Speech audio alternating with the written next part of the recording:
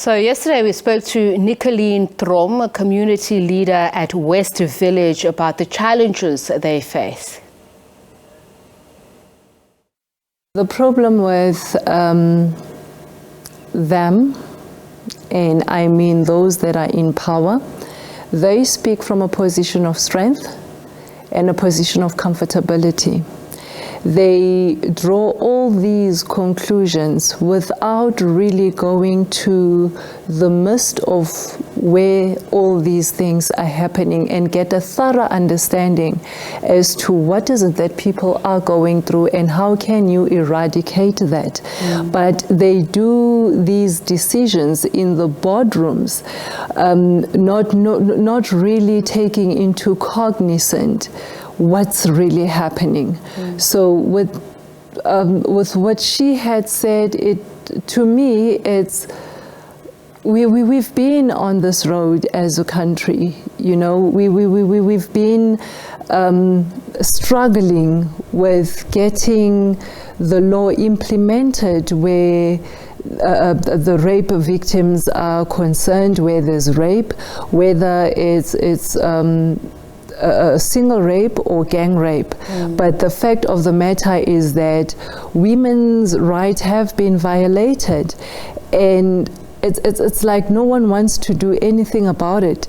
And when you look at it, we've got the best laws on pen and paper. And I want to talk about that because what Lindiwe Sisulu was saying when she was challenged with the notion of this discussion being a populist, she said it really just belies the anger, the deep hurt and disappointment of those affected and afflicted by this event. But for me, it does speak to a level of desperation. But what you are saying is that it's not a new desperation. No, your community has been saying for a very long time that you are insecure. Absolutely not. It's not a new thing.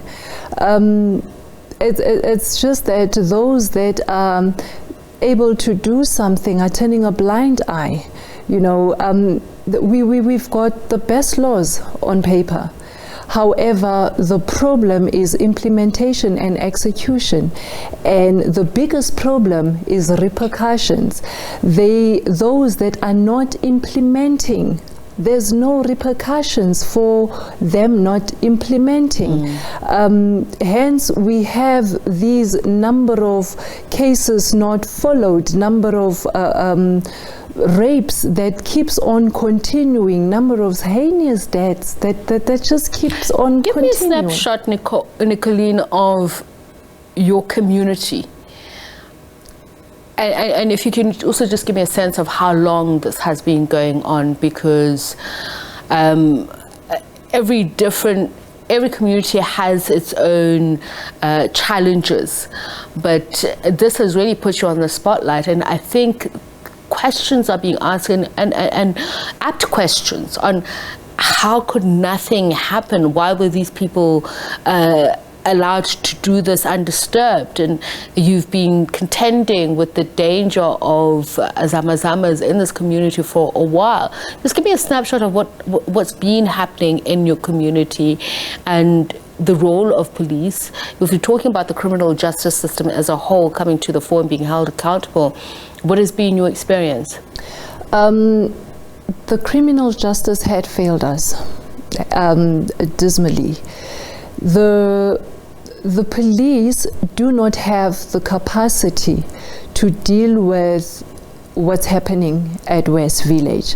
We're talking about an organized syndicate, well-organized syndicate, heavily armed and well-resourced. Where are they getting these resources? Clearly someone is funding them currently. I would normally say that it's just that they do not have a political idea to take over. They probably to them they are content with what they are doing currently. However, the police find themselves now on the payroll of these people and unable to serve the community that they had sworn and that they will protect and they will serve. What has your community observed about, and we're going to talk in particular about these Zamazamas. We're told that they are foreign nationals. It's been said that they are Basotho. How long have you observed them living around you? And typically, what is the lifespan of whatever operations they run? Are they there and disappear for 2-3 months? How does it work? Because I understand that they themselves, as Zamazamas, have an ecosystem, a value chain, particularly in terms of line of reporting as well. With the Zamazamas, is actually very difficult to trace how long they've been there, because you find that one group comes and they take over, and then the other group comes, because within themselves there's fractions and there's tribalism from where they are coming from. So they come with their wars from their countries, and so they are there. You know, they there. There's others that you would see now and you would not see again. Do they live on the fringes of the community, or have they assimilated themselves into the community? There's others that are renting in the community. There's others that are living in the veld near the dilapidated buildings within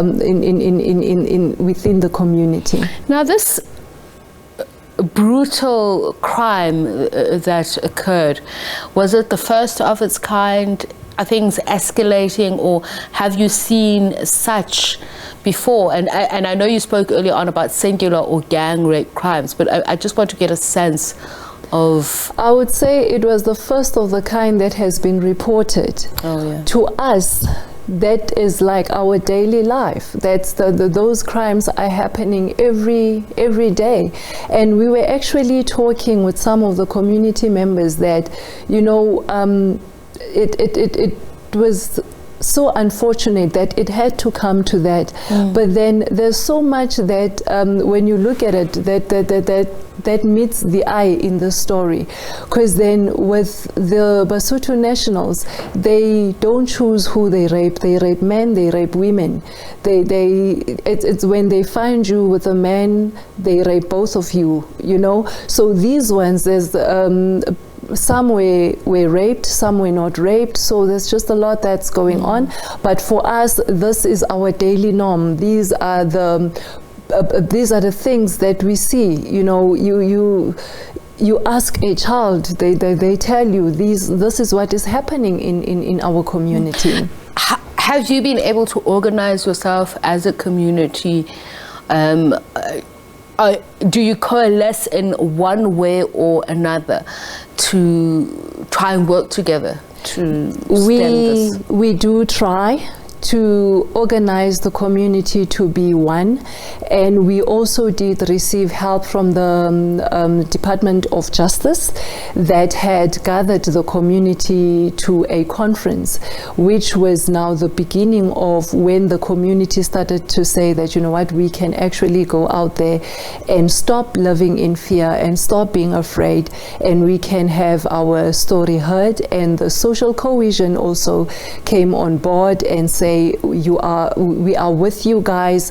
Whatever that you guys are deciding, just know that you're not alone. We hear your issues. We hear what you're going through. We feel what you're going through.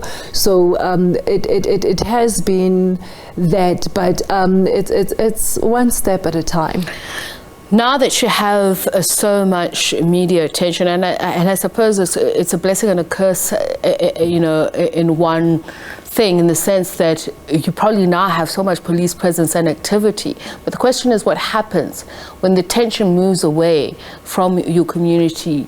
Are you plunged back into the same levels of insecurity? What do you think you can do to improve on the situation? What are you saying to the leaders of this country, to people who are watching, who are probably going through the same things in their communities? That's our fear currently, that after today, tomorrow, then it will be back to normal. You know, but what we say to our politicians is, please have consistency. you know, have a level of caring for your communities, a level of caring for the people that you are leading. We do understand that you stop this organization fighting and organization promoting. It's not helping the community. What helps the community is that you need to remember you are in the position that you are in because the masses had put you into that position, and use that position to better and change the status quo, not only of a certain community but of South Africa as a whole. Because I refuse to believe that we are allowing our country to be in a decaying state right under our nose, whereas we can do something. So if you are in a position to help and you are not doing that, please just step down. It's as easy as that. And I actually urge the communities to actually now take a stand and fight back, because we had seen for these past 28 years of democracy that it has failed us. It has been more detrimental to us than what apartheid had done. So it's up to us to change that. And the only way to change that, it is to look into the issues that our communities are facing and to held them back on. If we can, let's have the right to recall. If we have to put the president down, let's do that, because they are not serving the country, they are not serving the people. Nicolene, thank you so much to you for coming in to share your story, your community's story, and wishing you all the best, and hopefully that there will be some light at the end of this very dark tunnel. Nicolene Trom from West Village Community in Krugersdorp, speaking to us about the conditions under which they're living and have been for a very long time, saying that this is commonplace and really not much help is coming their way, hoping that things will change. We're going to leave it there for now.